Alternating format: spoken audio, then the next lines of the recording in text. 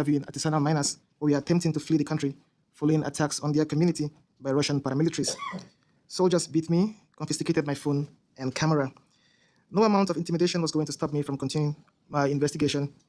After the soldiers released me, I crossed into Cameroon, bought new equipment, and returned to the CARO to finish the work I had started.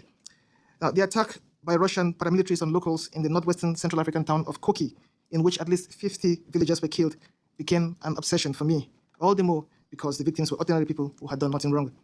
I managed to interview 16 witnesses to the attack. They all told me the same thing.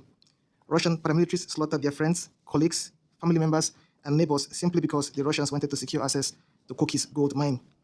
That wasn't all. In the middle of December 2023, I traveled to Bois in the northwest of the CARO, where I interviewed a dozen girls who told me Russian paramilitaries lured them into a military base on the outskirts of town and then drugged and raped them before administering contraceptive shots and pills to them.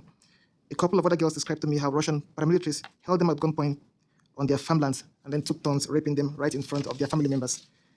In Mali, where I recently interviewed women raped and abused by Russian paramilitaries, the Wagner Group continues to operate in the country on behalf of Vladimir Putin's regime, helping government forces in central and northern Mali carry out raids and drone strikes that have killed scores of civilians, including many children. Like in the CARO, Russian activities in Mali have exacerbated long-running lawlessness, corruption, violence, and human rights abuses with total impunity.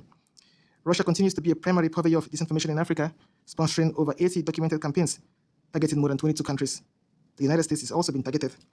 I recently found dozens of sponsored articles by pro-Russian media outlets in Western Central Africa, making claims like the largest park in the CARO has been mismanaged by Americans who have deployed rebels from Joseph Kony's Lord Resistance Army in the DRC to the Central African Republic. Finally, Russia has promulgated disinformation to undermine democracy in at least 19 African countries, contributing to the continent's backsliding on this front. From Africa, Russia is also targeting American democracy. I look forward to your questions, and thank you for the privilege of testimony today. Thank you, Mr. Obaji. Dr. Bayushkova.